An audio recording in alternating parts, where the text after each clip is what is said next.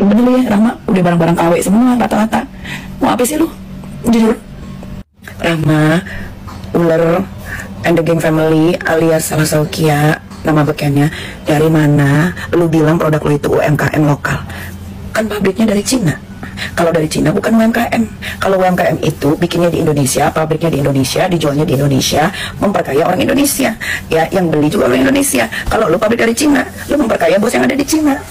Gak ada masalah jual produk Cina, tapi jangan kayak lu dijualnya selangit. Harga kasihan 12.000, 15.000, lu jual 600.000, 1,2, suka-suka lu. Namanya bukan UMKM. Lu sekolah sampai mana yuk, jujur. Kenapa lu takut banget miskin, padahal lu pernah miskin? Nyebut Astagfirullahaladzim, katanya lu ngerti agama, katanya lu punya Tuhan daripada gue. Si Salah Saukia Ular alias Rahma ini ngedabur semua lo. Dia bikin kosmetik kan. Kosmetiknya dia tuh sama kayak kosmetiknya Madam Ji. Bikinnya juga di Cina. Dia jualnya overprice lagi. Lu ngapain sih lah? Rahma, lu ngapain? Pengen tuh cepet kaya. Mepet atau merah tuyul lo. Lu banyak tuh yang buat jagain lilin. Suruh aja mereka jagain lilin deh.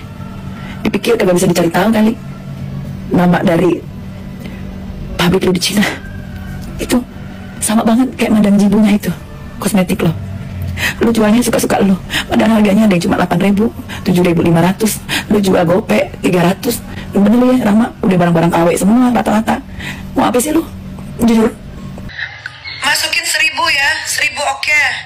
5 menit ya, 1.000 5 menit ya.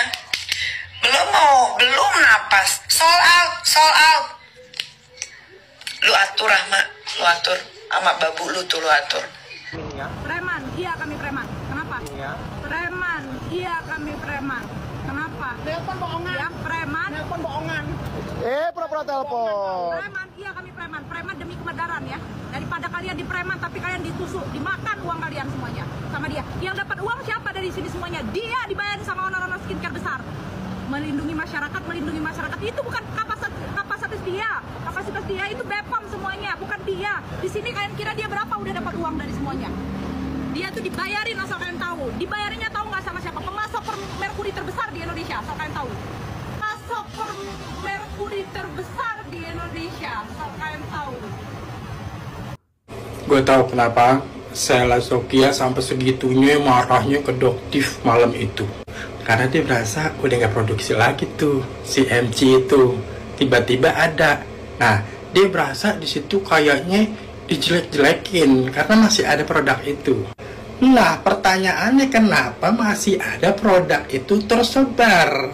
Nah, berarti kan orang SS-nya nih yang nggak ngecek. Seharusnya itu ditarik semua dari peredaran. Nggak bisa tuh, masih berkeliaran, orang masih bisa belanja. Karena itu tanggung jawabnya si SS. Berarti kan di sini kan SS nyuekin tuh para resellernya itu kan. Nah dia udah pada, si resellernya udah pada duitnya habis semua kali. Nah gua harus jualin lagi. Lo yang harus bertanggung jawab untuk kembaliin dan tarik itu barang SS. Karena di podcastnya Dr. Richard Lee, dia mengatakan itu sudah ditegur. Makanya dia tarik kan, peredaran kan. Dan itu bener barang dia, cuman sama dia nggak ditarik-tarikin, nggak bertanggung jawab atas reseller-reseller yang udah pernah beli sama dia. Pakai ngotak lagi, emang itu barang elu, cuman elunya nggak bertanggung jawab sama reseller elu, balikin duit mereka atau enggak ganti produk baru lo itu yang BPOM itu ya. Tarik tuh produk-produk elu SS Ular. Ada rasa penyesalan nggak untuk melabrak dia malam itu? Sama sekali tidak. Dia yang bodrek, dia yang ular, dia yang monster, tapi dia sendiri yang merasa dirinya Power Rangers. Ya iyalah, nggak bakal merasa menyesal. Itulah tanda jiwa yang tertanam di dalamnya, jiwa manipulatif dan playing victim. Sebenarnya bukan karena lo melakukan hal itu lalu terbongkar modus atau kejahatan orang lain. Justru karena lo melakukan kebodohan tersebut, lo membongkar kesalahan lo sendiri, aib sendiri, kejahatan sendiri. Lo sadar gak? Karena tindakan lo itu, malahan sekarang jadi tambah banyak reseller yang berani speak up.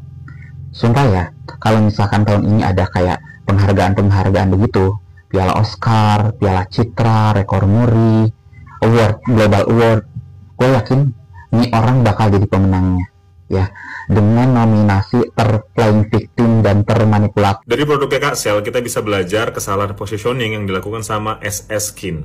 Anjir, baik banget gue ngevaluasi produknya Kak Sel. Tapi nggak apa, siapa tahu dia bisa belajar dari kesalahannya. Kesalahan positioning yang paling mencolok adalah mereka bingung menentukan target marketnya. Posisi mereka itu nggak ideal untuk menargetkan target market menengah ke atas, dan juga nggak ideal menargetkan target market menengah ke bawah. Alasan yang pertama, packagingnya itu semua serba gold, semua pengennya kelihatan mewah. Oke, katakanlah dengan packaging mewah, dia menyasar market menengah ke atas. Makanya dia bikin harganya itu lumayan pricey ya gitu. Untuk produk lokal tuh lumayan pricey lah. Ya mungkin maksud dia itu karena packagingnya mewah jadi harganya harus mahal gitu. Oke, it's okay. Tapi itu nggak sejalan dengan strategi-strategi marketing yang dia lakukan. Kalau target marketnya memang menengah ke atas, kenapa lu harus jual ke reseller? Reseller itu penjualannya fast moving banget guys. Target mereka itu pasti di daerah-daerah. Reseller itu udah pasti lah jualannya di daerah gitu. Jadi daerah kita tahu sendiri lah. Pendapatan per kapitanya berapa gitu, penghasilannya di daerah itu berapa gitu, UMP-nya berapa. Which is kalau reseller-reseller daerah ini pasti target marketnya itu tidak mungkin menengah ke atas. Karena menengah ke atas itu mayoritas di kota-kota besar. Kesalahan strategi lainnya adalah Kak Sel terlalu sering banting-banting harga. Harga ambiar, harga flash sale, apalah segala macam embel-embel yang suka banget gitu banting-banting harga. Dan banting-banting harganya ini nggak tahu momentum. Hampir setiap hari itu live terus. Bahkan sehari kadang ada 2 kali live, 3 kali live. Yang mana di setiap live itu didiskon terus. Loh, berarti selama ini harganya itu berapa gitu loh. Diskon itu kan momentum ketika kita bisa mendapatkan harga yang di bawah harga normal gitu kan. Kalau setiap hari diskon harganya di bawah harga normal, berarti harga normalnya itu emang segitu. Bukan semahal harga normal yang dia cantumkan. Dan perlu diketahui, kalangan menengah ke atas itu justru nggak suka produk yang sering-sering didiskon. Orang menengah ke atas justru nggak mau apa yang dia gunakan itu digunakan oleh masyarakat banyak. Sifat eksklusivitasnya itu nggak ada di produknya dia itu. Kan dia target marketnya menengah ke atas. Orang menengah ke atas itu cenderung pengen produk yang digunakan itu eksklusif, nggak banyak digunakan orang. Pasti udah lihat lah, banyak banget korban-korban resellernya dari SS Skin ini. Karena aku juga seorang reseller, jadi aku mau ikutan nimbrung di sini. Jadi si kakaknya ini tadi tuh cerita kalau si SS ini tuh dia suka live, yang saat dia live tuh suka banting-banting harga gitu loh. Jadi secara nggak langsung dia mematikan pasar dari si para resellernya, karena resellernya lebih memilih untuk beli langsung ke SS ini karena harganya jauh lebih murah kan daripada resellernya. Nah, dari kasus SS ini aku tuh semakin bersyukur banget sama perusahaanku sekarang. Jadi aku tuh reseller juga dari perusahaan kosmetik. Aku jualan, ada make up, ada skincare, ada banyak deh pokoknya seputar kosmetik. Nah, di perusahaan aku itu dia memperlakukan satu harga. Jadi kita para resellernya tidak boleh main harga sendiri. Sudah ditentukan tuh harga jualnya. Jadi se-Indonesia ini, reseller se-Indonesia ini itu sama harga jualnya. Terus perusahaanku ini juga suka nge-live teman-teman, tapi live-nya tuh nggak yang setiap hari gitu ya. Live-nya itu ya pas ada momen-momen aja, kayak kemarin live saat Imlek. Nah, kalau live gini dia juga suka ngasih kayak diskon-diskon spesial gitu loh, diskon spesial Imlek kemarin itu juga dia kasih.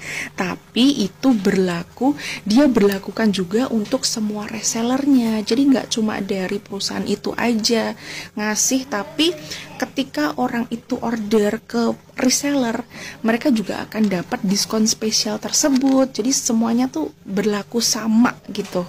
Hati-hati istihroj Mbak Sel ya.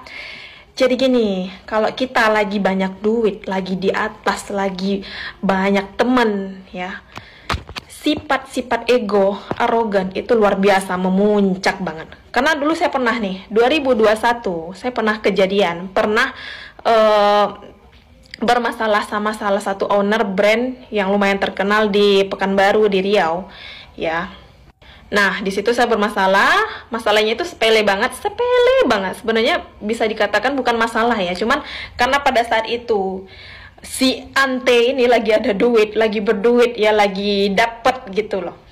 Nah, timbullah sifat ego tadi, sifat egois, arogan, ingin melawan gitu ya. Nah, apalagi dikelilingi sama orang-orang yang suka ngomporin kita loh guys. Ngerti nggak ya? Jadi kita itu sebenarnya manusia biasa, pantang dikompori, pantang dilawan, suka dikompori langsung nih, emosi memuncak ya. Sifat arogan itu luar biasa, yang kalau saya ingat waktu itu tuh saya malu banget ya.